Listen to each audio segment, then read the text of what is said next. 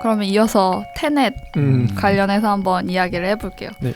사실 저희가 크리스토퍼 놀란 감독을 첫 번째 타자로 지목한 것부터가 사실 테넷을 저격해서 맞아요. 시작을 했던 거잖아요. 근데 지금 테넷이 개봉한 지 꽤 지나서 살짝 늦긴 했는데 근데 또 저희 나름대로 테넷에 대해서 또 얘기를 해볼 수 있을 것 같아요. 네. 테넷 다들 어떠셨어요? 라이트하게? 저는 이게 놀란 감독님의 퍼즐 맞추기의 그 절정을 보여준 게 아닌가. 절정. 상당히 그 좀 어려운 퍼즐을 들고 오셨다. 놀란 감독님 영화 중에 가장 좀 어렵다고 생각해요. 네, 메멘토보다 더 복잡하고 이걸 해석하는 게 심지어 제가 평론가님들 뭐 김혜리 평론가님, 뭐 이동준 평론가님 얘기도 다 들어보긴 했는데 평론가님도 이 영화를 온전히 파악을 못하고 계시더라고요. 어떤 사람이 지적한 거를 평론가님 놓친 부분도 있고 좀 잘못 해석하는 부분도 있고 그 정도로 어렵다. 네. 맞아요. 어떠셨어요? 저도 뭐 어렵다는 기본 전제고 그냥 이해하지 말고 느껴라. 이 말이 딱 이해가더라고요. 포스터에도 적혀 있잖아요. 네, 느끼기엔 정말 좋은 작품입니다. 저는 정말 Feel it. 입이 안 다물어졌어요. 진짜 놀랍죠. 이 사람은 천재야. 놀라. 영화 감독이 너무 잘했어. 이런 생각이 들더라고요. 맞아. 영화 감독 해줘서 감사해. 감사해. 뭐 공무원 이런 거 해봤어요. 안 돼. 행정병하면 안 돼. 그거는 인류의 손실이에요. 네, 정말 인류의 손실인데 맞아. 느끼기에 너무 좋았던 작품입니다. 맞아요. 저 동의해요. 그래서 이제 간단하게 영화를 좀 설명을 드려야 될 것 같은데 테넷 특성상 설명이 대부분일 것 같아요. 맞아요. 그러니까 그쵸. 서로 의견을 나누기보다는 일방적으로 설명하는 식으로 많이 진행이 될 것 같은데 어쩔 수 없죠. 일단은 한 번도 안 보신 분은 안 들으시는 게 좋을 것 같고 한 번이라도 보신 분들 들어도 이해가 안 가. 한 번이라도 보신 분들이 들어야 그나마 들을 수 있는. 저희도 좀 불친절하네요. 저 느끼세요? 이해하지 말고. 그래서 테넷은 사실 인버전이라는 특수 개념 하나로 시작해서 그 개념으로 끝나는 영화인데 네. 이제 인버전은 사람이나 물체의 엔트로피를 역행시킬 수 있는 기술이라고 나오는데 네. 사실 셋 다 문과충이긴 한데 이제 엔트로피의 역행에 대해서 조금은 설명을 해야 될 것 같아요. 네. 그래서 엔트로피란 어떤 물체의 무질서한 정도를 이야기를 하는데 이 우주 대부분은 항상 엔트로피가 증가하는 방향으로 진행이 되고 있어요. 즉 무질서함이 확대되는 방향으로 우주가 흐르고 있거든요. 그래서 그거를 몇 가지 이제 시각적인 걸로 표현을 하자면 물에서 잉크를 떨어뜨리면 그 잉크가 무질서하게 점점 퍼져나가는 형상을 상상하셔도 되고 아니면 좀 쉽게 얘기하면 누가 청소를 하지 않으면 가만히 있는 방은 점점 더러워질 수밖에 없다. 이렇게 설명하기도 하더라고요. 그러니까 그냥 자연 그대로 된 물체는 점점 무질서해질 수밖에 없는 거예요. 우주의 이치 자체가. 그렇죠.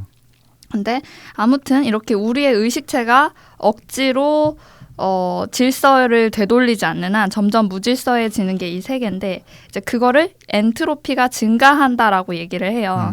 근데 영화에서는 미래 세대의 어떤 과학자가 이 엔트로피를 역행할 수 있게 하는 기술을 개발을 했고 이를 인버전이라고 불러요. 네. 그리고 이 인버전된 물체나 사람은 시간을 역행해서 되감기 하듯이 존재할 수 있게 되는 거예요. 이제 영화는 다 여기서 시작을 하는데 이제 인버전된 물체를 이렇게 예를 들어 이 리모컨을 인버전했다? 그러면 이 순간부터 얘는 마이너스 1초, 마이너스 2초로 살아가는 거예요. 그래서 여기서 인버전 시키면 아마 순행하고 있는 우리 눈엔 이 리모컨이 없어질 거예요. 얘는 과거로 점점점 살고 있으니까. 그런 식으로 진행이 되는 거고 대신 물체는 이렇게 인버전을 하면 그냥 점점점 자연스럽게 역행해서 살아가게 되는데 사람 같은 경우에는 인버전만 해놓으면 바로 죽고요. 왜냐하면 호흡을 할 수 없기 때문에. 그래서 호흡기를 무조건 써야 이제 인버전된 사람이 살아갈 수 있어요. 그러니까 이게 뭐냐면 사실상 그 호흡기는 이산화탄소를 마시고 산소를 뱉게 하는 호흡기인 거예요. 와. 그렇게 해야 역행해서 사람이 그쵸. 숨을 쉬면서 살아갈 수 있어서. 그래서 영화를 볼 때 되게 좋은 게 이제 마스크를 끼고 있으면 역행하는 사람이다. 그리고 마스크를 벗고 있으면 순행하는 사람이다. 이렇게 크게는 물론 이것도 이렇게 약간 예외 사례가 있긴 한데 이제 일단 적당하게는 마스크로 사람을 구분할 수 있게 조금 팁을 준 거죠. 사실 감독이 약간의 팁을 준 거예요. 맞아, 헷갈리지 이해할 않게. 수 있게. 그러면 이제 문제는 놀란 감독이 왜 하필 이런 시간의 역행, 엔트로피의 역행 이런 거를 소재로 삼았을까요? 우리가 한번 놀란 감독을 쭉 다뤄왔으니까 왜 놀란 감독이 이 소재를 픽했는지 개인적으로 추측이 되시는 부분이 있나요? 우선은 예. 논란은 그 리얼리티를 추구하잖아요. 그렇죠. 그쵸. 근데 우선은 타임슬립이라는 영화 소재는 되게 많이 사용됐어요. 뭐 맞죠. 백투더퓨처도 그렇고 너무 많죠. 네, 너무 많잖아요. 음. 그런데 사실 생각해 보면요, 그냥 정말 가정이 너무 단순해요. 기존의 영화들은 그냥 시간만 되돌리면 된다, 뭐 이런 거죠. 맞아, 그게 근데 다야 진짜. 시간을 어떻게 되돌리냐? 응. 그럼 반대로 가야지 않겠냐? 그러면 물체도 반대로 움직여야지. 이런 것들을 엔트로피라는 개념을 활용해서 쓰고 있고, 이런 거를 실제로 영화로 구현을 한 거죠. 되게 디테일하게. 그러니까 되게 리얼리티를 추구하니까 그런 타임을 가지고 한 소재도 되게 차별화를 둘 수밖에 없었던 것이 바로 시간을 소재로 하되 차별화를 그쵸. 한 거는 네. 그렇게도 볼 수 있죠. 저도 같은 생각이요. 진짜 이 감독님은 놀란 감독님은 타임슬립 이거 되게 애니에서도 많이 다루고 이걸 많이 다루는 주제인데 콘텐츠가 수없이 많아요. 네. 타임슬립하는 너무 거는 너무 많은데 근데 이런 식으로 다룬 거는 테넷이 최초이지 않을까? 최초 맞죠. 맞아요. 최초 그러니까 맞죠. 다른 작품에서는 이런 식으로 다룬 적이 없거든요. 그러니까 국소 시간 역행이잖아요. 음. 그러니까 우리 다 같이 과거로 가자 이게 아니라 맞아. 이 리모컨 하나만 과거로 보낸다든지 이런 국소 타임슬립물은 거의 최초가 맞는 것 같아요. 이 설정도 재밌는 게 보통은 타임슬립이 점프해서 가거든요. 점프해서 가는 게 아니라 이 과정을 그대로 따라가는 건데 역행하는 시간이 역행하잖아요. 그러니까 일주일 전으로 돌아가려면 그 주인공이 일주일 동안 컨테이너에 있든지 그 일주일 동안 있어야 되는 거예요. 그래서 일주일로 그 시간만큼 또 보내야 되고 이런 부분이 설정이 되게 좀 참신하고 실제 그렇게 할 수도 있겠다 그런 생각도 드네요. 제가 이거 관련해서 놀란 감독 인터뷰를 하나 봤는데 네. 놀란 감독이 이런 말을 했대요. 카메라나 영화가 발명되기 전에는 움직이는 사물을 역순으로 시각화할 방법이 아예 없었다. 그러니까 그것은 카메라 메커니즘의 산물이고 그 덕분에 우리는 현실을 다르게 볼 수 있는 통찰력을 갖게 됐다. 이런 말을 했는데 이게 다시 말하면 영화나 카메라가 없었다면 이 세상 누구도 사물이 역행하는 걸 시각적으로 볼 수가 없었다는 거예요. 그러니까 오직 영화만이 사물의 시간의 역행을 시각적으로 다룰 수 있는 그런 장르이고 그래서 이 지점에서 약간 엔트로피의 역행을 소재로 삼았다고 해요. 또 두 번째는 메멘토를 감독이 만들면서 메멘토에서도 사실 시간이 이렇게 그러니까 그거는 실제로 시간이 역행하는 건 아니지만 편집적으로 역행하는 그런 편집점들이 나오는데 맞아요. 거기서 총알 하나가 그 벽에서 빠져나와서 총구로 들어가는 장면이 있대요. 제일 첫 장면. 그거를 되게 감독 본인이 편집해 놓고도 인상 깊었나 봐요. 그 장면이. 그래서 언젠가는 총알이 벽에서 뽑혀서 총구로 들어가는 장면을 영화에 쓰고 싶어라는 약간 그런 욕망이 좀 있었나 봐요. 근데 그거가 엔트로피 개념과 맞아지면서 그거를 아예 소재로 삼게 된 것 같아요. 그러니까 이게 사람마다 아이디어를 발상하는 그 지점이 다를 것 같은데 이분은 이미지적인 발상을 하시는 것 같아요. 맞아요. 이미지로 처음 동기부여를 시작해서 그거를 물리 법칙과 맞춰가면서 작업을 하시는 그런 느낌이 그러니까 있는 것 같아요. 그런 느낌이 있는 것 같아요. 되게 유니크하고 그래서 그런 좀 약간 이제 제작 비하인드가 있었던 것 같고 그러면 이제 사전 설명 이 정도로 하고 영화 플로우로 좀 더 들어가 볼게요.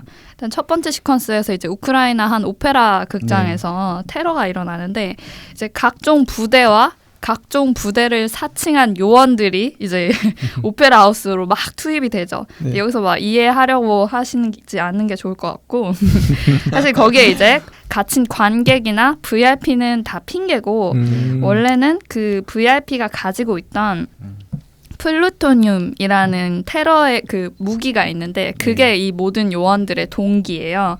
그래서 여기서 주인공은 이제 위장을 해서 요원으로 들어가는데 이 플루토늄을 사수하려고 이 작전에 투입이 돼요.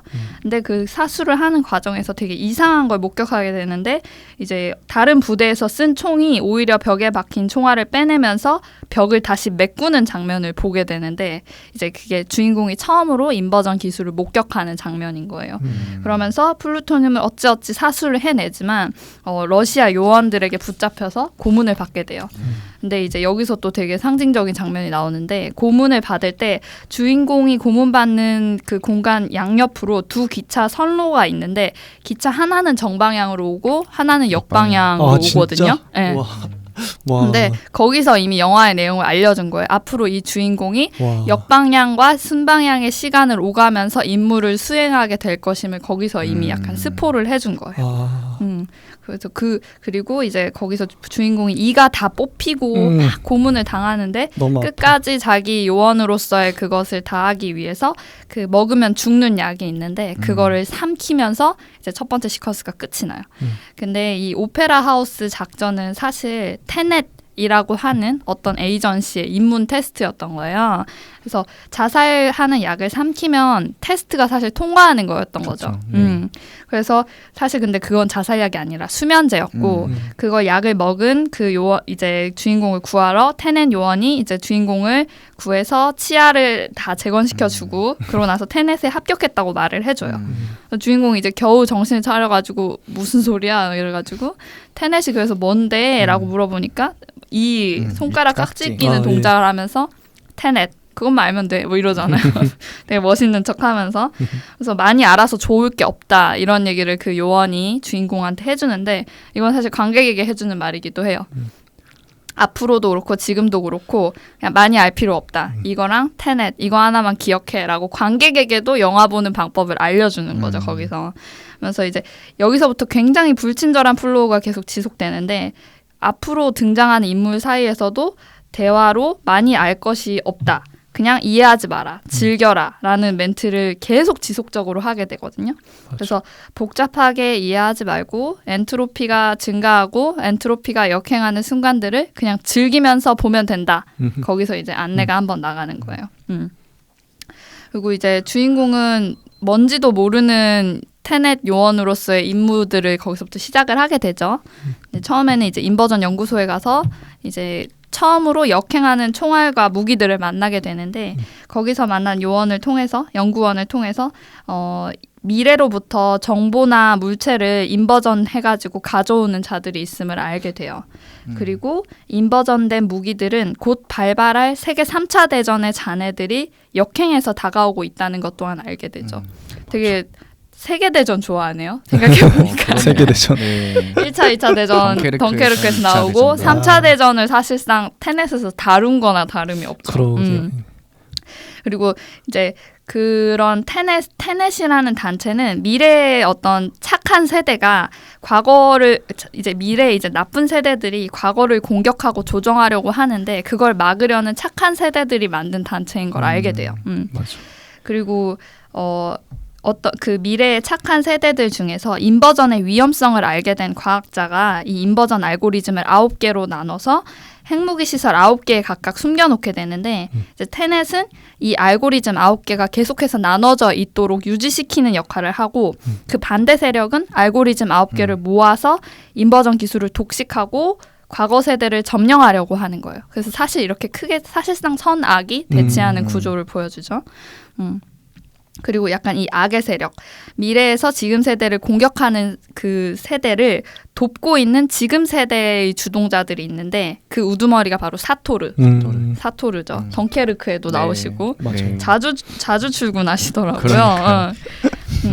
그래서 주인공은 이 사토르를 어떻게든 접근을 해서 그를 막아야 하기 때문에 이제 그의 아내 캣을 만나서 공작을 하고 여러 가지 작전을 시행을 하는데 사실 사토르는 미래 세대와 아주 오랫동안 인버전을 통해서 거래를 해왔기 때문에 인버전 기술에 대해 되게 빠삭한 거예요. 그래서 이렇게 호락호락하지 않죠. 그래서 막 그 고속도로 추격신을 통해서 사토르로부터 그 알고리즘 하나를 탈취를 했는데 그가 막 인버전된 상태로 자기 아내를 막 인질극을 펼치고 이렇게 하는 바람에 결국 돌려주죠.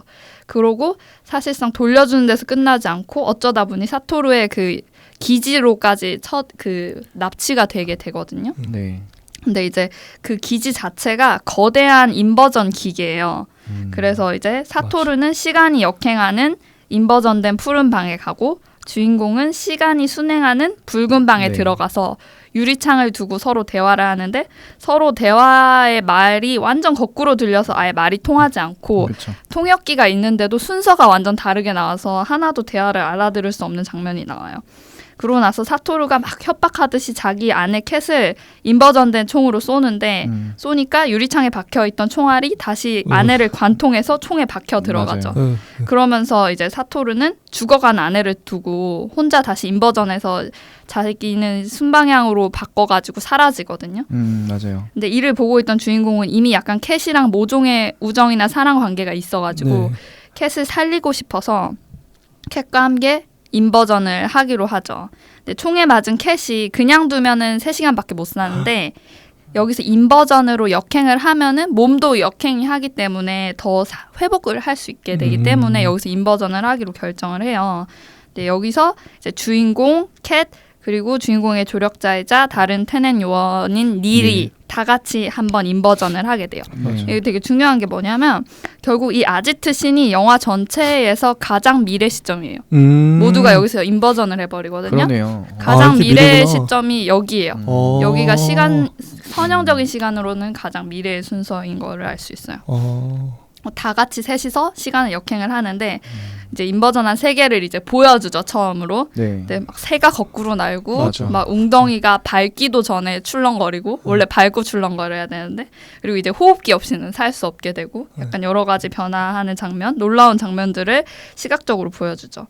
그리고 이제 인버전된 상태로 자신들이 다 겪었던 과거에 다 겪었던 고속도로 추격전, 노르웨이 프리포트 작전 이런 걸 전부 거꾸로 경험을 하게 돼요. 맞아. 그러면서 이제 작전 중인 과거의 자기 자신들과 만나서 대치를 하기도 하는데 여기서 약간 과거의 자기 자신과 절대 만나면 안 된다는 법칙이 나오거든요. 근데 이것도 약간 좀 유치한 뭐 도플갱어를 만나면 죽는다 이런 설정이 아니라 이것도 물리학 법칙에 되게 근거한 거라고 해요. 네. 그래서 물리학 법칙에도 그 물질과 반물질이 만나면 바로 소멸한다는 그런 법칙이 있대요. 근데 여기서 인버전된 물체는 반물질이기 때문에 원래의 자기 물질과 만나면 바로 소멸한다고 그러거든요. 그래서 원래라면은 사실 둘이 같은 공간에 있기만 해도 소멸하는데 영화적인 그거상 약간 둘이 만나서 오래 같이 있으면은 뭐 안 된다 이런 법칙으로 조금 설명이 됐다고 그래요. 그러면서 다시 최초의 우크라이나 오페라 하우스 시점까지 역행을 하는데 이제 그때 오페라 하우스에 가는 게 아니라 인버전된 주인공과 닐은 마지막 9번째 알고리즘을 회수하는 스탈스크 12 작전에 투입이 돼요. 그러니까 과거의 주인공이 오페라 하우스 작전을 하고 있을 때 미래의 주인공이 인버전에서 동일 시점에는 스탈스크 12 작전에 있었던 거예요. 그래서 두 명의 주인공이 하나는 오페라 하우스에 하나는 스탈스크 12에 있었던 거죠. 더 있었을 수도 있고요. 아무튼 두 명은 각자 그렇게 있었던 거예요.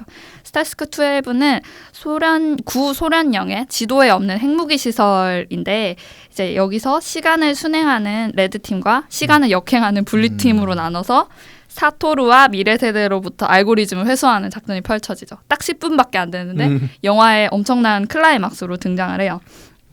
그래서 이게 작전이 어떻게 진행이 되냐면 역행하고 있는 블루팀이 10분 먼저 작전을 거꾸로 수행을 해요. 네. 그리고 작전 결과를 레드팀에게 알려줘요. 그 아. 레드팀은 그 작전 결과를 들음과 동시에 작전의 결과가 폭발을 막지 못한다는 걸 이미 알고 있는 상태로 블루팀이 작전을 마친 순간부터 10분간 블루팀이 이미 역방향으로 모두 수행한 작전을 순방향으로 수행하는 거예요. 되게 복잡하죠. 네, 복잡해. 그리고 시각적으로 보면 더 복잡합니다. 그리고 이 엄청난 시각적인 카타르시스를 많이 주는데 되게 대표적인 장면이 블루팀이 작전 끝부분에서 부서진 건물 하나가 인버전 되면서 원래대로 돌아오는데 그때 동시에 레드팀이 작전을 시작하면서 건물이 다시 폭발을 하거든요. 그러니까 인버전 돼서 돌아오자마자 폭발하는 장면이 있는데 그게 약간 기점이죠. 그쵸. 10분이 블루팀의 10분이 종료된 기점을 그 건물로 보여주는데 그것도 되게 시각적으로 엄청 매력적으로 잘 표현이 된 것 같아요. 그래서 레드팀의 리더 아이브스랑 주인공이 알고리즘이 숨겨져 있는 땅굴로 들어가서 폭탄을 해제하고 알고리즘을 회수하는 직접적인 역할을 맡게 되는데 이게 다 사토루의 약간 트랩이었던 거예요. 그래서 폭탄과 알고리즘이 전부 땅굴 안에 어떤 철문이 있는데 철문 안에 있어서 아예 닿을 수가 없는 상황인 거죠. 근데 우연히도 철문 안에 이미 사망한 블루 팀원이 한 명이 보여요. 근데 그 팀원은 인버전된 블루 팀원이니까 인버전된 상태였기 때문에 약간 사토루의 거기 안에 있던 부하가 총을 쐈을 때 인버전이 되면서 오히려 그 죽어있던 블루 팀원이 인버전 총알을 맞고 오히려 일어나게 되면서 철문을 열어주게 되거든요. 그러면서 덕분에 주인공과 아이브스는 완전 실패할 줄 알았던 작전에서 인버전 블루 팀원의 희생 덕분에 극적으로 알고리즘을 구해내요. 근데 여전히 폭탄은 해체하지 못하고 터지기 일보 직전이거든요. 근데 그 순간 어디선가 줄이 내려와서 그 줄을 잡고 그 땅굴 속에서 탈출까지 성공을 하죠. 네. 그러면서 폭탄 해제는 실패했지만 알고리즘 획득에는 성공을 하는 작전이었던 게 이제 나타나는 거죠. 근데 갑자기 그 극적인 줄이 어디서 왔냐 하면 이제 닐은 원래 블루 팀원이었잖아요. 네. 근데 블루 팀원으로 있었기 때문에 이미 폭탄 해제가 실패하고 그 땅굴에 있던 주인공이 갇혀서 죽게 될 것을 알게 되기 때문에 닐은 블루 팀원으로서 역행하는 작전 중에 그걸 알자마자 인버전을 한 번 더 해서 순행하는 방향으로 돌아온 다음에 동굴 앞에 트럭을 대고 둘을 향해 줄을 던져서 닐이 그 둘을 구해낸 거예요. 결국 닐은 블루 팀원으로서 작전을 다 하지 않고 중간에 한 번 인버전을 함으로써 둘을 구해고 그럼으로써 작전 전체가 성공하는 그림을 완성시키게 돼요. 근데 여기서 닐이 중요한 게 닐이 주인공을 구해준 게 여기서뿐만이 아니거든요. 닐이 앞서서 오페라 하우스에서도 주인공을 한번 누가 구해주는데 그리고 오페라 하우스에서 주인공을 한번 구해주고 방금 동굴에서 사토루 부하의 총을 맞고 쓰러져 있다가 일어난 요원도 있고 근데 그 모든 사람의 가방에 약간 붉은색 줄이 달려있는 게 계속 나오잖아요. 근데 맨 마지막에 그 붉은색 줄의 주인공이 닐인 게 맨 마지막에 나타나요. 그러면서 거기서부터 이제 닐은 오페라 하우스 시점에서부터 스탈스크 12 작전까지 계속해서 주인공의 주변에서 인버전과 인버전을 또 하는 것을 거듭하면서 주인공의 목숨을 구해줬던 거예요. 그래서 저희가 알기만 해도 3번은 주인공의 목숨을 닐이 구해준 거죠. 그래서 아무튼 이렇게 작전을 성공한 주인공 닐 그리고 리더 아이브스는 9개의 알고리즘을 다 회수를 했으니까 그걸 다시 흐트러야 되잖아요. 맞아요. 테넷이니까. 네. 그래서 그걸 3개씩 나눠서 좀 흩어지기로 해요. 그런데 닐은 갑자기 자기 알고리즘을 다시 주인공에게 줘요. 그게 왜 그러냐면 닐은 방금 스탈스크 12 작전을 인버전에서 겪었기 때문에 다시 순방향으로 겪어야 하거든요. 근데 그 과정에서 닐은 동굴 안에서 사토루의 부하의 총에 맞아서 죽게 돼요. 그러네. 그게 이미 알고 있어요. 그렇기 때문에 그 알고리즘을 주인공에 맡기고 닐은 자신이 죽을 것을 이미 알고 죽는 작전을 수행하기 위해 떠나게 되는 거예요. 그게 닐의 마지막 모습이에요. 헬기에 타는 모습이. 그래서 약간 이런 약간 감동적인 닐과 주인공의 우정도 볼 수 있지만 죽을 것을 알고도 작전을 떠나는 그의 모습과 영화 내내 등장하는 일어날 일은 일어난다. 이 순리를 이 장면에서 되게 많이 보여줘요. 닐이 죽으러 가는데도 되게 담담한 모습을 보여주잖아요. 맞아요. 그래서 그런 일어날 일은 일어난다. 아까 인터스텔라에서 얘기했던 머피의 법칙을 계속해서 관객에게 알려주고 있어요. 그리고 이 스탈스크 12 작전과 동시에 사토루와 사토루 부인 캣의 이야기도 동시에 진행이 되는데 이 장면도 되게 중요하거든요. 그래서 원래 이 오페라 하우스 그리고 스탈스크 12 시점과 같은 시점에 그 둘은 베트남에서 휴가를 보내거든요. 근데 원래 그 베트남 휴가에서는 부부싸움으로 캣이 아들을 데리고 요트를 빠져나가고 그냥 약간 그런 장면이 있었는데 미래에서 남편에게 총을 맞고 인버전에서 돌아온 캣이 이제 요트에 혼자 남은 사토루를 찾아가서 이렇게 살해하는 작전을 수행을 하게 되거든요. 남편을 살해하는 작전을. 맞아. 근데 사실 이 사토루는 되게 못된 것 같지만 사실 췌장암에 걸려 있어요. 그래서 자신이 죽으면 알고리즘 9개의 위치를 미래에서 자동으로 회수하게 해서 세상이 자동으로 멸망하도록 어떤 설정을 해놨다는 게 나오거든요. 이게 왜 그러냐면 자신이 못 가지는 안에 자신이 못 누리는 세상은 아무도 못 누리게 하겠다라는 되게 그런 고약한 심보이긴 한데 너무 이해가 안 해. 그러니까 내가 죽을 건데 이 세상이 잘 되는 거가 원치 않는 거죠. 근데 내가 죽으면 동시에 같이 세상도 끝났으면 좋겠어. 이런 인간의 이기적인 마음. 맞아. 아내가 나를 사랑하지 않으면 그 누구도 사랑할 수 없게 하고 싶어. 이런 약간 독점하고 독점욕 이런 것도 보여주는 인물이에요. 그래서 그런 식으로 설정이 돼 있기 때문에 테넷 요원과 캣 아무도 그를 함부로 죽이지를 못해요. 맞아요. 그를 죽이는 순간 세상이 멸망하니까. 근데 스탈스크 12 작전이 만약에 성공을 하면 테넷이 알고리즘 9개를 모두 회수를 하기 때문에 그렇게 되면 미래 세대가 알고리즘을 이용해 세상을 멸망시킬 가능성이 0이 되거든요. 그러면 그때는 사토루를 죽여도 되는 거예요. 그러니까 스탈스크 12가 성공하면 사토루를 죽여도 된다. 실패하면 사토루를 죽이면 안 된다. 약간 이런 설정이 나오는데 그래서 스탈스크 12 시점 종료 시점에 맞춰서 캣이 사토루를 죽일 수 있게 동시 작전에 들어가는 거예요. 근데 캣이 약간 못 참고 작전 종료 10초 전에 그 사토루를 살해를 하게 돼요. 네. 근데 아무 문제가 없었던 이유가 그러게. 바로 레드팀 아이브스와 주인공도 닐의 도움으로 작전 종료 10초 전에 알고리즘 회수에 성공했기 때문이에요. 그러니까 둘이 딱 맞아진 거예요. 그러니까, 우연히. 그러니까 기존에 약속한 작전 종료 시점보다 서로 완전 베트남과 스탈스크 완전 다른 곳에 있는 둘이서 똑같이 10초 전에 자기 작전을 완료를 하는 거예요. 그래서 이렇게 되면서 알고리즘 회수와 세상을 구하는 일을 동시에 성공을 시킴으로써 여기서도 마찬가지로 약간 일어날 일은 일어날 수밖에 없다. 일어날 일이 결국 세상을 구하는 일이었던 거죠. 세상이 멸망하지 않는다는 거죠. 그거가 일어날 수밖에 없는 일인 거를 알 수 있어요. 네.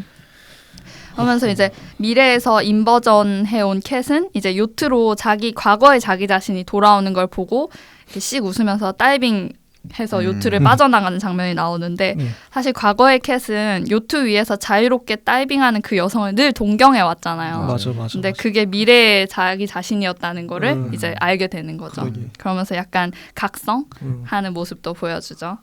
그러면서 이제 주인공은 이번 작전과 닐의 희생을 통해 미래의 테넷이라는 조직을 창립하고 그리고 그들을 인버전 시켜서 과거 속에서 작전을 수행하게 되는 리더가 바로 자기 자신이란 거를 깨닫게 되죠. 맞아.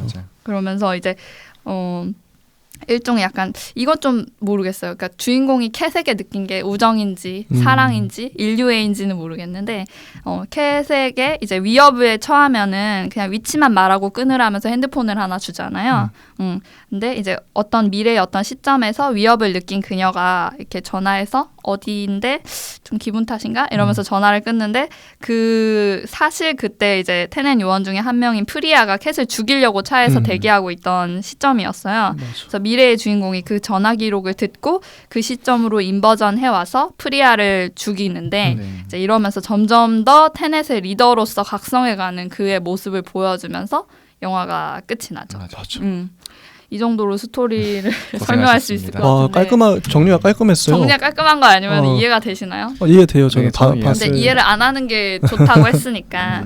근데 이렇게 이 정도로 할 수 있는데 사실 이 안에서도 더 복잡한 플로우가 많이 있죠. 많죠. 많이 있는데 큰 게 그거예요. 사실 사토루 아지트에서 다 같이 인버전 할 때, 그 다음에 스탈스크 12 작전할 때, 이때가 사실 기점으로 가장 큰 사건이 일어나거든요. 그래서 그때를 좀 주의 깊게 보면은 좋을 것 같아요. 그럼 이제 영화 스토리는 이 정도로 하고 안에서 약간 나왔던 철학적인 부분들 아니면 메시지적인 부분들을 조금 나눠서 한번 이야기를 나눠볼게요. 그래서 영화 중에 계속 나오는 게 할아버지의 역설, 그랜파스 패러독스라는 말이 계속 나오는데 이제 시간 여행 이게 어떤 거냐면 시간 여행이 가능하게 됐을 때 과거로 돌아가서 우리 조상을 죽이면 현재로 돌아갔을 때 내가 없어질까 아닐까 하는 그런 역설적인 거를 얘기하거든요. 그러게. 그래서 이거는 어떻게 생각하세요? 할아버지의 역설. 만약에 우리가 어떤 시점에 미래 과거로 돌아가는 타임머신 개발이 됐어. 근데 내가 돌아가가지고 할아버지 할머니를 죽였어. 그러면은 완전 폐륜을 네, 저지르고 왔어. 그러면 네. 현실로 돌아왔을 때 내가 없어져 있을까요? 있을까요? 와, 근데 이게 세계관이랑 연관되는 거거든요. 그러니까, 내가 어떤 세계관을 가지고 있냐? 그쵸. 이게 그러니까 현재 우리가 살고 있는 세계에서는 없을 것 같아요. 없을 것 같아요. 없을 것 같은데 이게 만약에 과거와 미래 현재가 이제 그 시간의 흐름에 따라 이루어지는 게 아니고 각각의 공간, 그러니까 동시 차원에서 이루어진다고 한다면은 존재하지 않을까요? 존재한다. 갔다 와도 할아버지가 돌아가셔도 아닌가? 어렵네요. 진짜 어렵죠. 이게 네. 아직 물리학자들도 답을 못 찾은 거. 그러니까 약간 의견이 분분하거든요. 어떻게 생각하세요? 저는 할아버지를 죽이면 내가 없을 것 같긴 해요. 논리적으로. 그럼 죽이는 순간 나도 없어지는 건가요? 와, 그럼 나도 사라지나 갑자기? 근데 사실 이게 상상이 잘 안 되죠. 네, 근데 애매한 게 만약에 그 한 사람이 죽지만 그 한 사람이 그 평생 동안 살면서 할아버지까지 되는 시간이 뭐 진짜 뭐 40년, 50년 된다 그럴 때 수없이 많은 사람들과 관계를 맺고 지구에도 많은 영향을 줄 거 아니에요. 그러면 이게 단지 한 사람이 죽어서 내가 없어지고 이 문제가 아니라 그 이후의 미래 역사 자체가 그쵸. 완전 다 바뀔 수 있는 거예요. 바뀌죠. 한 사람만 안 태어나는 게 아니라 뭐 수백 명, 수천 명이 안 태어날 수도 있고 아니면 완전 새로운 미래가 그려질 수도 있고 누가 어떤 걸 발명할지 모르잖아요. 근데 그 되게 인간의 삶이라는 게 되게 미세한 되게 작은 사건 하나로 그 지렛대가 나비 돼가지고 효과라고 하죠. 벌어지는 사건도 되게 많고 그래서 한 사람을 죽인다는 게 그 영향은 만약 그 미래까지 이어진다고 가정했을 때 엄청날 것 같아요. 그쵸. 많은 게 바뀔 것 같아요. 나도 그러네요. 없어질 수도 있는 거고 실제로. 그러니까, 없을 것 같은데 그렇지 않네. 그래서 이게 아까 말씀드린 대로 세계관이랑 직결이 돼 있는데 예를 들어 단일 우주 시점이라면 내가 없어지는 게 맞고요. 만약에 과거에서 어떤 선택을 바꾸는 순간 그로 인해 미래도 나눠진다라고 하면은 다중우주 혹은 평행우주 세계관으로 가면은 그거는 나는 계속 있는 거예요. 대신 내가 없는 다른 우주가 하나 생겼을 뿐인 거예요. 그래서 세계관에 좀 직결이 되는데 이거 비슷한 물음이 엔드게임, 어벤져스 엔드게임에도 나오거든요. 엔드게임에도 막 이제 어떻게 해가지고 앤트맨이랑 아이언맨이랑 해가지고 기술을 만들죠. 과거로 돌아간 기술을. 맞아. 근데 막 사람들이 그러면은 돌아가서 꼬맹이 타노스를 죽이자. 그러면 해결되는 거 아니야? 막 이러는데 그렇게 간단한 게 아니야. 막 이러잖아요. 그러니까 꼬맹이 타노스를 죽여봤자 현실의 타노스가 안 죽는다는 설정이 나와요. 네. 그래서 그냥 과거로 돌아가서 인피니티 스톤이나 우리가 다시 모으자. 약간 이렇게 작전이 선행이 되는데 그래서 이 영화에서도 이 할아버지의 역설 얘기가 계속 나오는데 영화도 결국 할아버지의 역설에 대해서 답을 못 찾기 때문에 일어날 일은 일어난다 이 한마디로 할아버지의 역설을 다 피해가거든요. 그게 그런 거 아닌가? 영화에서의 시간은 그냥 한 방향으로만 흐르는 거죠. 과거로 가든 미래로 가든 어쨌든 시간은 무조건 한 방향으로만 가는 그거보다는 이제 과거로 돌아가서 어떤 일을 바꿔놔요. 내가 예를 들어 뭐 작전을 수행을 해요. 근데 그거가 사실 원래 과거인 거예요. 그러니까 운명론적인 거죠. 일어날 일은 일어난다. 그러니까 내가 과거에 가서 난리를 쳐놓고 조상님을 다 죽여도 그게 원래 일어날 일이었던 거예요. 그런 식으로 그렇게 해야만 현재와 미래가 내가 아는 현재와 미래가 오는 거예요. 내가 과거로 돌아가서 간섭을 하지 않는 게 오히려 다른 일인 거죠. 그러니까 이미 과거로 돌아가서 거기를 헤집어 놓는 것부터가 이미 그냥 다 짜여져 있는 시간의 흐름이다. 약간 이런 게 이제 일어날 일은 일어난다로 약간 귀결이 되는 거거든요. 그래서 뭐 과거로 돌아가서 이미 실패할 것을 다 알고 작전에 들어가서 최선을 다하잖아요. 실패할 거면 대충 해도 될 텐데 덩케르크 군인들처럼. 근데 최선을 다하고 실패할 걸 알아도 아니면 막 시간을 역행하는 조직을 우연히 만나서 막 혼란스러워하다가 주인공이 알고 보니까 그 조직을 내가 만들었대. 막 이런 일이 있기도 하고 그러니까 그런 식으로 이 손동작, 깍지 끼는 손동작처럼 이 과거와 미래가 이렇게 교묘하게 만나야만 다음 미래가 일어나는 거예요. 거기서는. 그렇기 때문에 그것이 오히려 더 자연스러운 거다. 그것이 바로 일어날 일이다. 이런 식으로 스토리 라인을 가져가면서 다중우주나 단일우주에서 오는 그런 혼선을 싹 피해가거든요. 그래서 이게 되게 영리한 방법이기도 하고 네. 아니면 실제로 우주가 이런 식으로 움직일지도 모르죠. 그럴지도 그러니까 모르죠. 우리가 미래 세대의 타임머신을 발견을 해서 과거로 돌아가서 헤집어 놓는다 한들 그거가 역사일 수 있는 거예요. 원래 역사. 그러게요. 예를 들어 알고 보면은 뭐 임진왜란이 뭐 2500년에 뭐 선조가 타임머신 일으켜서 타임머신 타고 가서 일으킨 거일지도 모르는 거예요. 그러니까 그거 모르죠. 자체가 그냥 이미 그렇게 돼 있는 역사라는 거예요. 그러니까 그 아무것도 바뀌는 게 없다.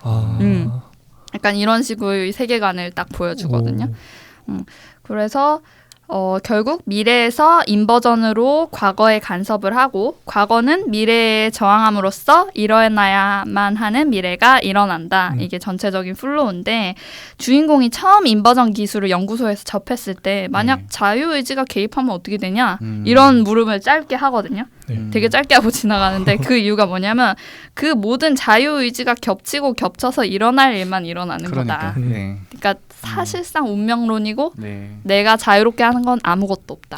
다 짜여져 있는 것이다. 약간 이런 세계관을 또 알 수 있어요. 되게 허무하지 않아요? 약간 허무하기도 해요. 근데 이게 아까 인터스텔라에도 그렇듯이 5차원이나 4차원에서 보면은 시간 우리 모든 시간이 한순간에 다 보이면은 사실 그것도 마찬가지로 그냥 나의 시작과 끝이 다 정해져 있는 거잖아요. 맞아요. 맞아. 그건 그러네. 그렇기 때문에 그거와 세계관이 일치해요. 그래서 내 자유의지로 막 진짜 막 난장판을 해놨어. 근데 그것도 이미 짜여져 있는 거예요. 내 자유의지로 난장판을 해놓을게 짜여져 있는 세상인 거죠. 맞네. 사실 그럴 수도 있고 아닐 수도 있는데 약간 조금 허무한 생각이 많이 들긴 들어요. 그러면서 이 영화 소재 자체에서 이제 저는 또 그런 생각이 들더라고요. 과거는 끊임없이 미래에 영향을 주고 있잖아요. 우리가 지금 버리는 쓰레기 하나, 우리가 버리는 오물 하나가 미래 세대의 환경을 계속 황폐화시키고 있단 말이에요. 근데 미래는 절대로 과거에 영향을 줄 수가 없어요. 맞죠. 지금 한 2500년대 걔가 나한테 어떤 영향을 줄 수 있겠어요? 만약 타임머신이 없다면 아무 영향도 못 주죠. 맞아요. 그래서 영화 속 미래 세대는 해수면이 높아지고 강이 메마른 폐허의 세계 속에서 살고 있기 때문에 과거의 조상들에 대해서 되게 분노를 하게 되는 거죠. 자기들은 이때 태어난 죄밖에 없는데 조상들이 지구를 다 망쳐놓은 거예요. 맞아. 그럼 저라도 화가 나죠. 맞아. 옛날 사진 보니까 막 강도 푸르르고 좋던데 우리는 그런 걸 본 적도 없어. 맞아. 조상 지들만 다 누리고 엉망진창으로 해놓은 거예요. 그러니까 분노를 할 수밖에 없는 것 같아요. 맞아요. 그렇기 때문에 오히려 약간 조상을 공격하려는 그런 의도를 많이 보이죠. 그래서 그런 의미에서 과거와 미래가 되게 공평하지가 않거든요. 과거는 갑이고 미래는 을이에요. 맞아. 그런데 인버전 기술이 등장함으로써 미래가 과거에 영향을 끼칠 수 있게 되고 마침내 과거와 미래가 되게 동등해지는 거예요. 인버전 기술로 인해서. 그러네. 그래서 미래 세대가 많이 분노를 해 있기 때문에 그게 결국 전쟁처럼 번졌지만 만약 되게 평온하고 아름다운 상태에 있던 어떤 미래 세대가 인버전 기술을 개발을 했다면 완전 다른 얘기가 됐을 것 같아요. 그러겠죠. 과거에 돌아가서 더 유익한 얘기를 해주고 너네 이때 이 선택하면 좋아. 그리고 이렇게 그러면서 서로 더 좋은 미래를 만들어가면서 건설적인 그게 됐을 것 같은데 사실 조상이 지구를 다 망쳐버린 시점에서 미래 세대가 조상들한테 좋은 소리가 나올 수가 없잖아요. 맞아요. 우리도 사실 돌아갈 수 있다면 흥선대원군한테 세국 정책 펴지 말라고 할 거잖아요. 그럴 것 같아. 제발 네. 말 좀 들으세요. 네, 이렇게 할 그럴 것 거잖아요. 같아. 네. 맞아요. 그런 것처럼 좀 건설적인 미래를 만들 수도 있을 것 같아요. 인버전 기술이 어떤 좋은 상황에서라면. 그래서 뭐 개인적으로는 약간 이런 걸 여쭤보고 싶었어요. 그래서 인버전을 과거로 한다면 언제로 하고 싶으세요? 아, 인버전을 했을 때요? 내 개인적으로 갈 수도 있고 아까 말한 것처럼 뭐 역사적인 어떤 순간에 가서 바꿔놓을 수도 있는 거고 그걸로 인해서 만약 미래가 바뀐다면? 어렵네요. 아, 어렵나요? 너무 할 거 많지 않나요? 아니 뭐 하나하나 이렇게 다 바꿔놓고 싶은데 세계 대전을 막을 수도 있을 것 같고. 근데 어떻게 막나요? 히틀러를 죽여버리나요? 히틀러 집무실에 가서? 그러게 개인이 또 할 수 있는 게 한계가 있는데 근데 한 요인을 제거한다 그래서 한 사람을 죽이거나 뭐 하나를 막는다 그래서 그게 진짜 안 일어날까? 또 제3, 제4의 요인으로 결국에 일어날 일은 네, 세계대전은 맞아요. 또 일어날 것 같기도 하고 맞아. 결국은 어렵네요. 그게 간다 그래도. 뭐 하고 싶은 거 있으세요? 아, 저는 뭐 그렇게 뭐 세계 평화 이런 것보다도 내 개인의 안이 주말 돌리기. 뭐. 주말 계속 주말로만 인버전에 영원히 주말. 영원히 주말로 너무 괜찮다. 돌리기. 이러면은 뭐 내가 주말에 돈을 쓰더라도 어차피 다시 돌아올 거 아니에요. 괜찮다. 괜찮죠. 너무 괜찮은데 통장도 인버전 되는 그쵸, 거잖아. 통장도 인버전이 돼야죠. 그래서 이제 월급날이 금요일 시간대를 맞춰서 그 주말 때를 계속 인버전하는 거죠. 너무 괜찮다. 똑똑하다. 근데 그렇게 되면은 뭐 비도덕적인 일을 해도 뭐 은행을 털거나 그래도 상관없을 것 같아. 결국 돌아가면 되니까. 돌아가는데. 그러니까 얼마든지 악용할 수 있는 기술이거든. 일탈을 해도 상관없지. 나쁜 사람을 만들어 버리네.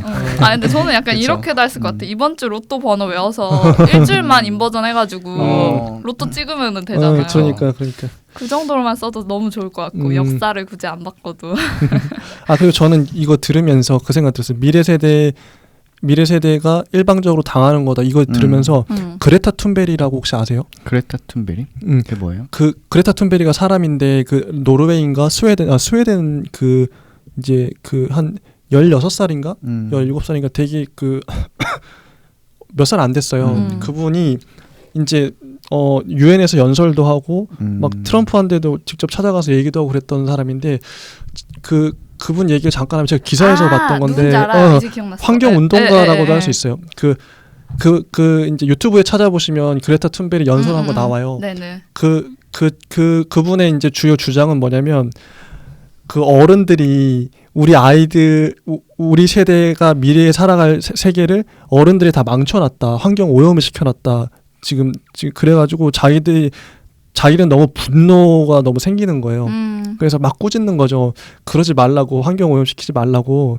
근데 그 맥락하고 이게 또 와닿고 인터스텔라랑도 맞는 거예요. 결국 우리가 이렇게 살다 보면 인터스텔라처럼 지구가 되겠죠? 그러겠죠. 그럼 그 지구 사람들은 거기서 태어난 머피는 무슨 잘못이 있어요? 그러니까 아무 잘못 없어요. 그냥 솔직히. 천사 같은 아이가 태어났는데 지구가 엉망진창이야. 근데 조상이 다 만들었어.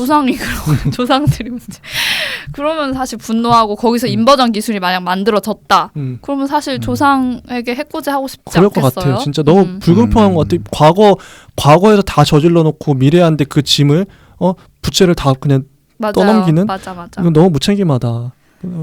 어떻게 보면 그러니까 미래가 만약에 그렇게 되게 불안하고 불확실한데 아이를 낳는 것도 되게 좀 뭐랄까 부모 입장에서는 무책임할 수도 있을 것 같아요. 그게 너무 뻔히 그쵸. 보이는 그 종말이 보이는데 아이를 낳는 게 얼마나 그쵸. 지금은 축복이지만 아이는 어떻게 보면 생명은 그 자체는 축복인데 환경이 그렇게 돼버리면 아이를 누가 낳을까 싶기도 하고. 그쵸. 거기서도 실제로 인터스텔라에서도 첫째가 죽고 그러잖아요. 너무 안타까워요. 그래서 맞아요. 그래서 그런 거에 대한 경각심도 계속 주는 것 같아요.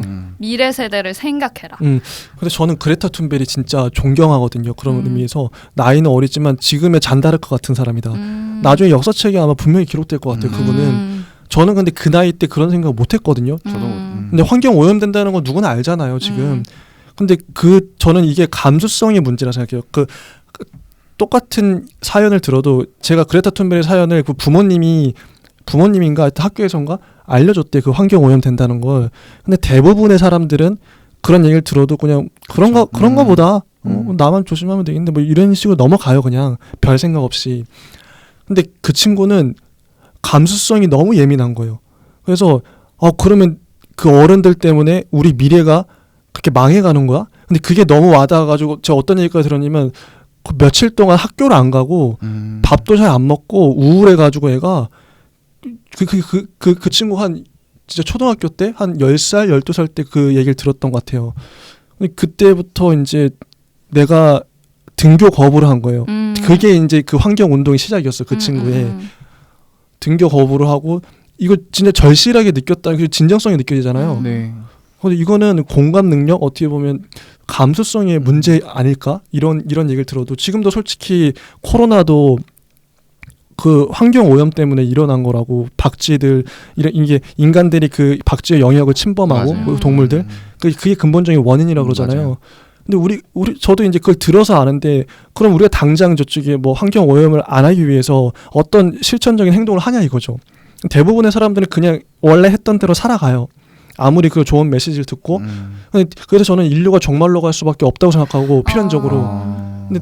근데 극소수의 그런 그레타 툰베리 같은 진짜 깨어 있는 어때요? 감수성이 예민한 그런 사람들이 세계를 바꾸긴 한다. 네, 그런 사람들의 리더가 돼가지고 그런 거 보면서 제가 되게 충격받았거든요. 계속 그 묵상을 하고 생각을 하면서 나는 왜 이렇게 감수성이 없을까? 실천을 못할까?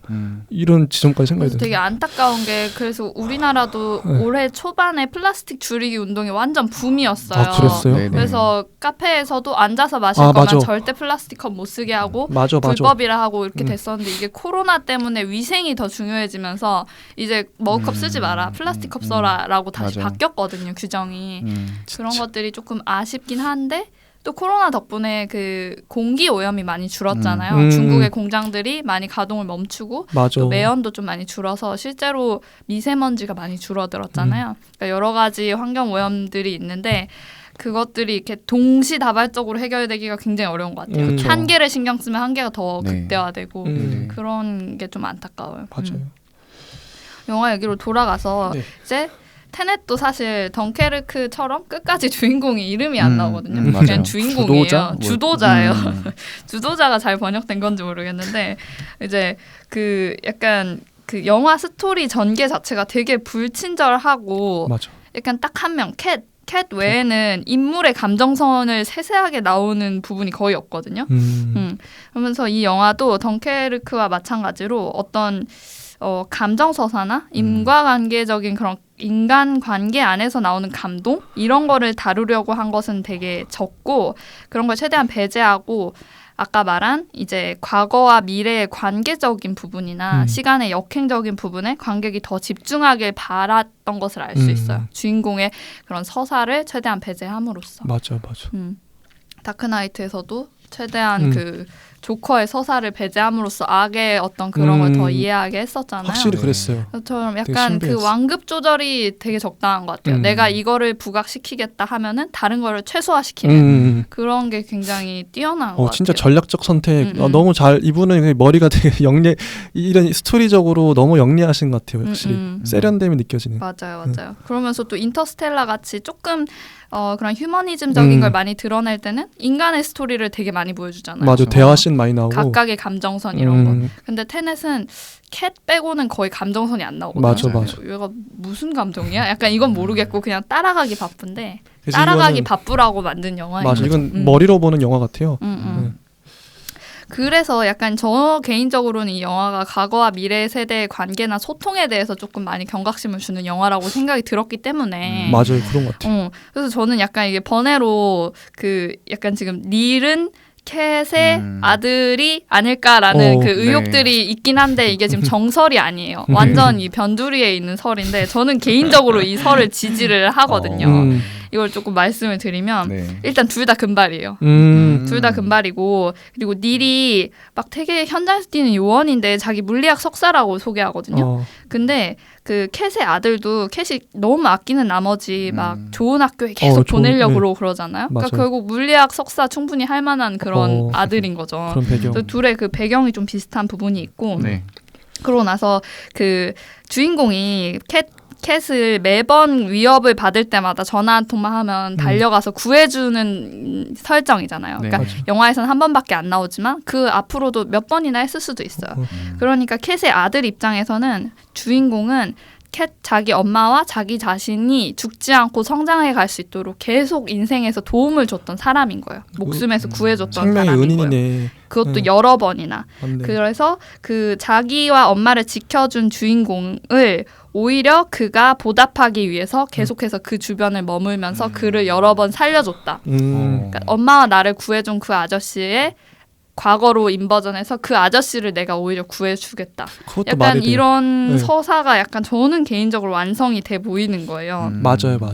근데 감독이 약간 과거 세대와 미래 세대의 소통을 중요하게 다뤘다고 생각을 하는데 네. 여기서 이제 주인공이 캣의 아들을 살리고 그리고 미래에서 인버전 해온 캣의 아들이 과거의 주인공을 살리면서 과거와 미래의 우정, 음. 소통을 약간 그 둘을 통해서 휴머니즘적으로 표현한 게 아닌가. 라는 생각이 들어서 왜냐면은 그 둘이 그냥 단순 우정 관계이기에는 너무 과하잖아요. 맞아, 일이 맞아. 너무 과하게 그를 챙겨주고 희생하잖아요. 맞아. 분명 미래도 그렇고 뭔가 그가 이미 얻은 것들이 있어 보이게 얘기를 그쵸, 하는데 그쵸. 네. 그게 단순히 그냥 같이 요원으로서 활동하면서 우정을 쌓아서 그랬던 걸까?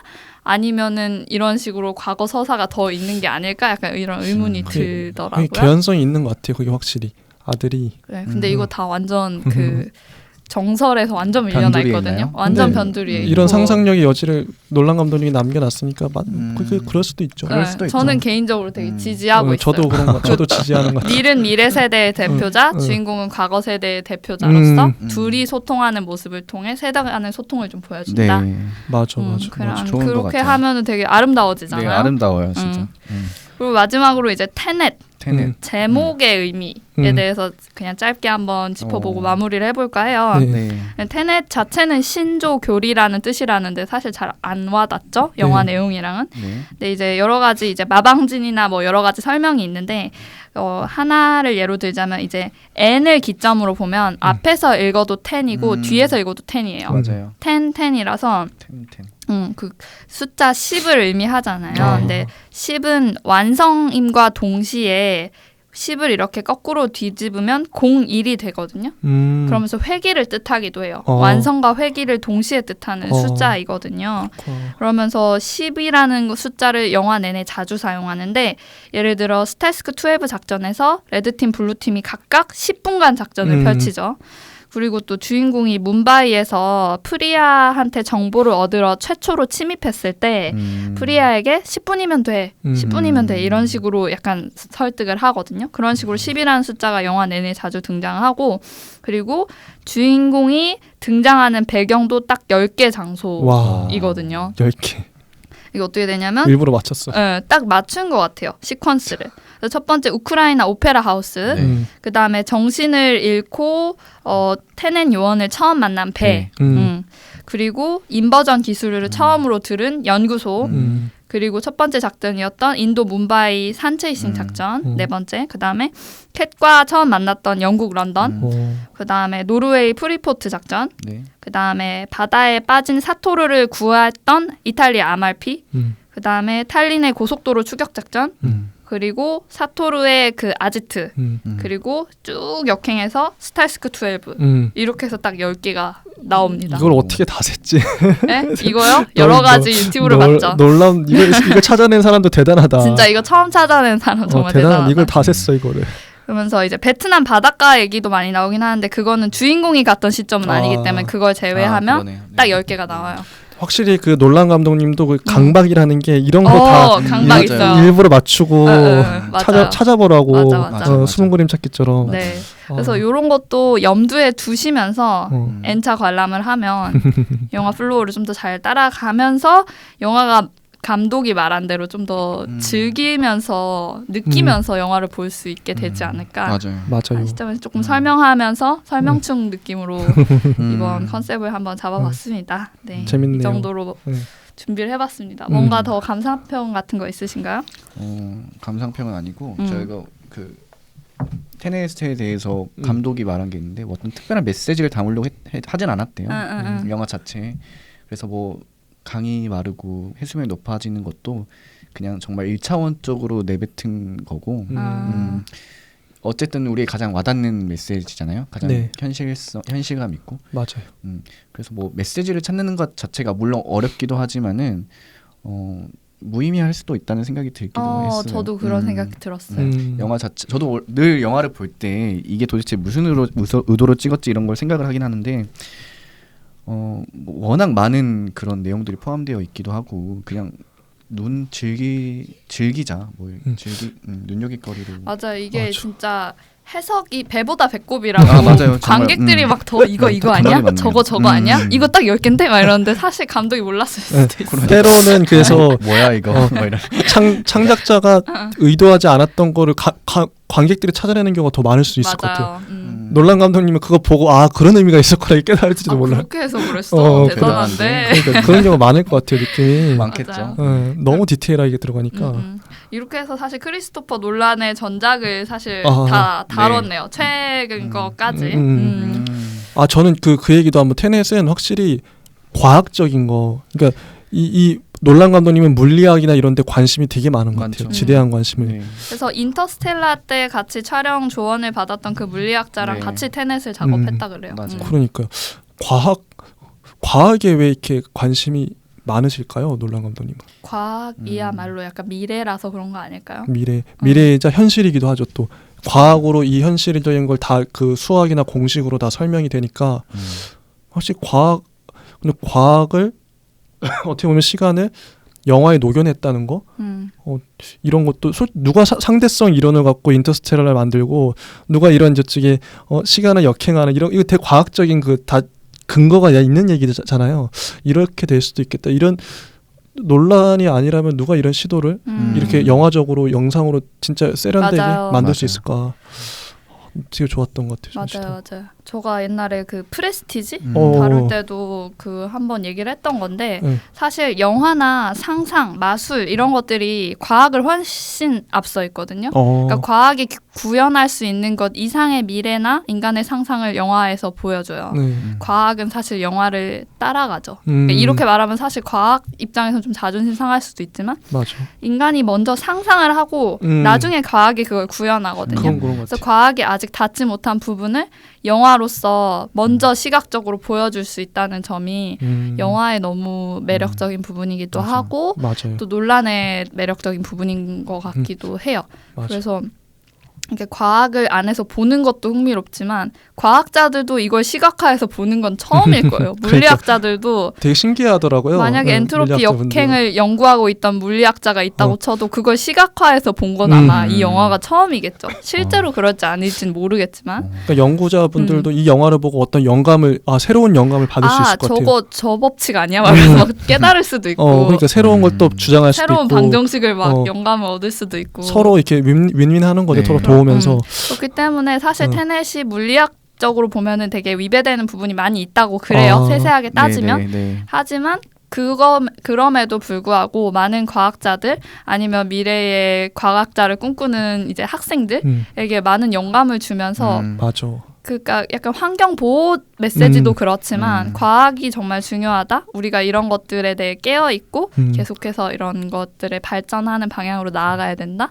이런 건설적인 메시지가 그 영화 전체 놀란 감독 필모그래피 전체에서 좀 나오는 것 같아요. 그래서 이제 우리가 놀란 감독님 영화를 보긴 다 봤어요. 다 보고 얘기를 이제 3주 동안 얘기했는데 이제 마무리 짓는 의미에서 놀란 감독님의 그 영화를 만드는 그 어떤 영화들의 공통점, 놀란 감독님의 그 궁극적인 철학이나 이런 얘기를 좀 하고 끝내면 좋을 것 같은데 그냥 자유롭게 한번 얘기해보죠. 놀란 감독님의 영화를 보면서 어떤 공통점이 느껴졌는지 혹시 그런 것들. 저는 뭐 일단은 시간, 과학 이런 부분들, 시간에 대한 관심이 많으시고 근데 단순히 이제 시간이라기보다는 아까도 제일 처음에도 제가 화두를 던졌지만 왜 시간일까? 어떤 시간일까? 왜 이렇게 자꾸 주제를 반복을 해서 교차 편집도 그렇고 계속 사용하시는데 그런 궁극적인 의미가 뭘까? 이런 건 계속 생각하게 되네요. 자유롭게 한번 얘기를 어떠신가요? 놀란 감독님에 대해서 영화들.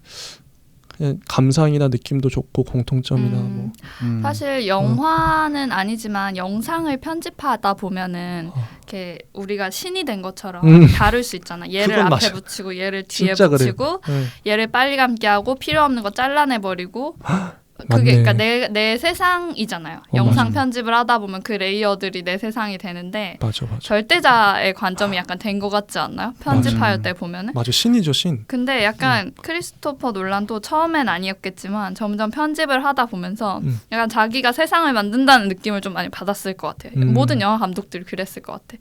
그러면서 되게 실험적인 걸 많이 봤겠죠. 스스로 편집하면서. 예를 들어 메멘토 그 총알 거꾸로 박히는 장면에서 맞아. 처음 테넷의 영감을 얻은 거잖아요. 맞아, 본인이 맞아. 본인 편집하다가 본인 거에서 영감을 얻은 감동받았어. 맞아. 이거 좀 간지나는데? 이러면서 그런 식으로 자기가 자기 영화 세계를 만들다 보면서 스스로에게 다시 영감을 받고 이러면서 점점 더 창조적인 거를 만들어내는 감독이다 라는 그런 생각이 들었어요. 자기가 자기한테 영감을 받고 계속 이렇게 피드백하면서 그러네. 그러니까 약간 인터스텔라에서 나를 구원할 수 있는 건 나밖에 없는 것처럼 나에게 영감을 주는 건 나밖에 없어. 내가 나한테 영감을 준다. 그러니까 그런 것도 있는 거. 확실히 자기 복제 이런 얘기도 많이 하죠. 감독들이 같은 주제를 반복하고 확실히 작품성을 따지는 감독들은 자기 복제랄까? 그 자기 복제가 나쁜 의미도 있지만 좋은 면에서 특히 놀란 감독님은 소재나 이렇게 뭔가 주제 이런 걸 다양하게 하면서 자기 복제를 꾸준히 해가시는데 이 영화들은 놀란 감독님의 영화다 이런 걸 확실히 알 수는 있는 것 같아요. 어떤 영화를 보더라도 너무 그 자기만의 그 개성이 너무 묻어나고 그렇죠. 음악부터 그러잖아요. 음악. 뭐 한스 짐머를 비롯해서 테넷은 이번에 한스 짐머 안 썼다고. 근데 광광광 이렇게 막 음악이 끝까지 시끄러워. 웅장한 깨지는 듯한 음악이죠. 일부러 이렇게 쓰나 봐요 음악을. 그런 걸 좋아하시는 것 같아요. 그러니까 더 완전 그 스트레스 받으라고 만든 것 같아요. 영화 보는 내내 계속 못 따라가고 계속 머리 아프라고 더 사운드적으로 맞아. 임팩트를 주신 것 같아요. 그런 것 같기도 해요.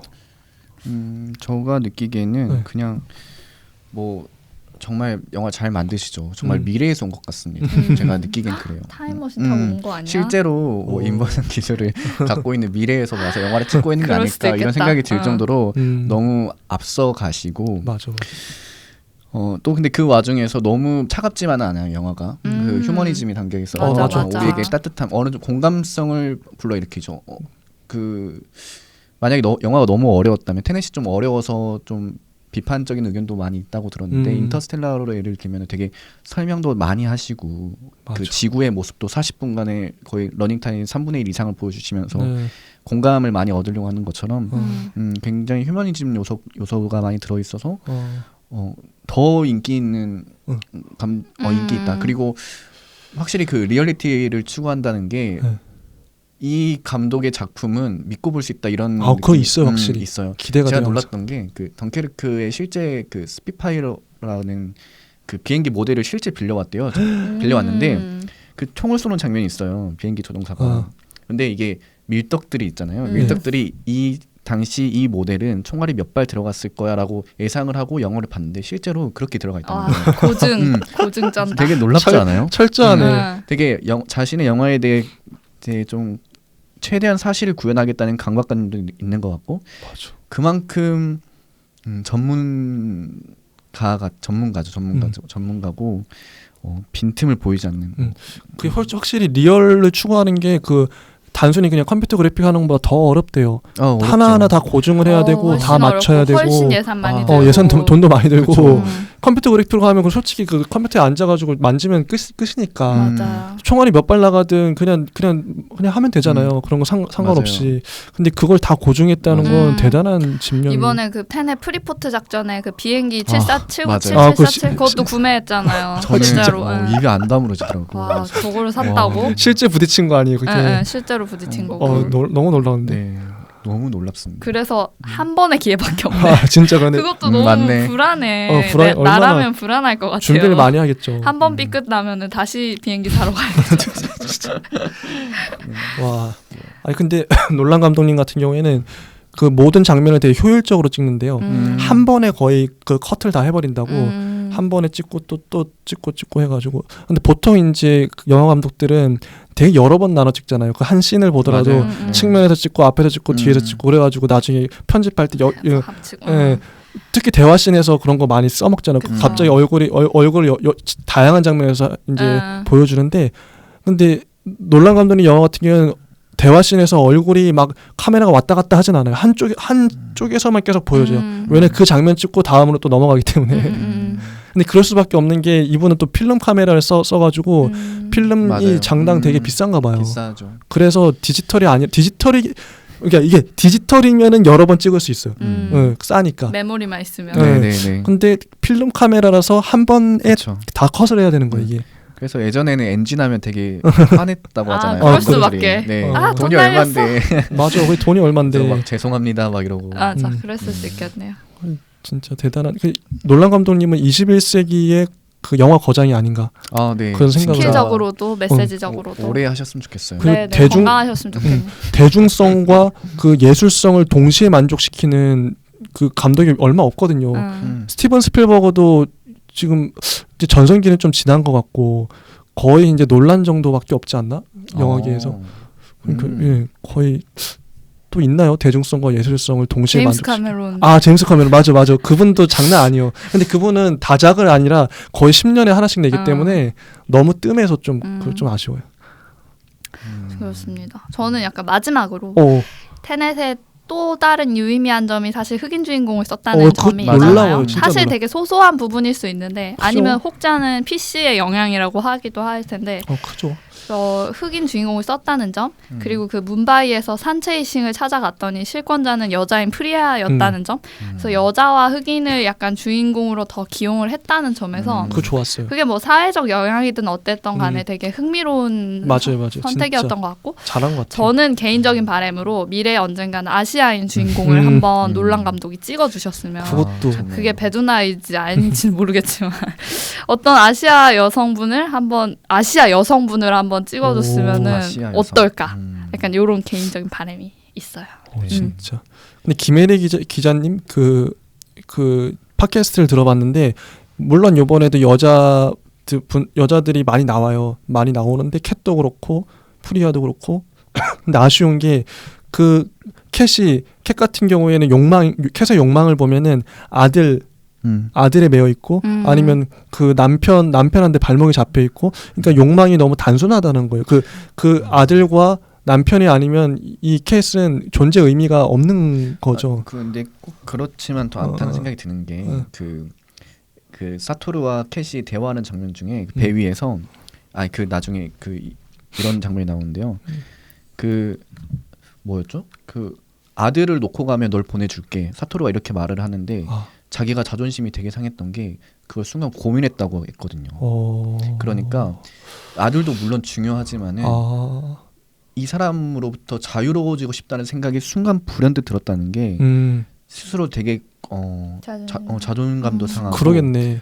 슬픈 상황일 수밖에 없다는 거죠. 그리고 맞아요. 처음에는 되게 사토루한테 좌지우지되는 인물로 나오지만 결국 마지막에 사토루를 살해하고 맞아요. 정말 주체적인- 자유로운 여성이 돼서 물속으로 다이빙 하잖아요. 그것도 각성을 하잖아요. 맞아. 그게 약간 지금 여성상을 보여준 것 같아요. 그런 수동적인 여성상에서 맞아. 제 남편을 살해할 수 있는 자유로운 여성으로 너무 거듭났다. 좋네요. 이런 것도 보여줬죠. 네, 맞아요.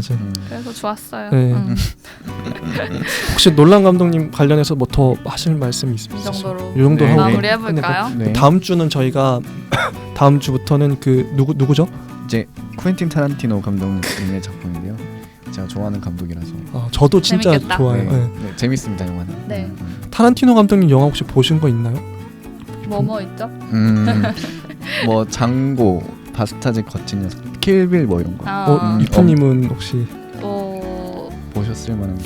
봤는데 지금 막상 스토리 말하라면 기억이 잘 안 나요. 저도 잘 안. 다시 봐야 될 것 같아요. 네네. 저도 하나 봤어요. 어떤 거 보셨나요? 최근 작인데 할리우드 원스 원스 오퍼나 그거만 봤는데 저는 근데 솔직히 그거 보고 이분한테 꽂힌 거예요. 그래요? 이게 너무 좋아서. 영화는 좀 또 다르다고 호러가 하더라고요. 있더라고요. 네. 근데 저는 그게 너무 좋아서 이 감독을 한번 파고 싶다 그랬는데 네. 잘 됐어요. 이번에 재밌을 것 같아요. 알겠습니다. 네. 네. 쿠엔틴 타란티노 3주 동안. 네. 제대로 파보는 것으로 하고 그러면은 크리스토퍼 놀란과는 여기서 빠이빠이 할까요? 너무 네. 아쉽네요. 네, 그러면은 다음에는 아시아인 주인공으로 한번 영화 좋아요. 오래 하시고요. 찍어주시기를 바라면서 건강하시고 네. 오늘은 저희 방송 이번 여기서 마치도록 하겠습니다. 네. 당신의 삶에 조금씩 스며드는 영화 채널 시네브로였습니다. 네, 감사합니다. 감사합니다.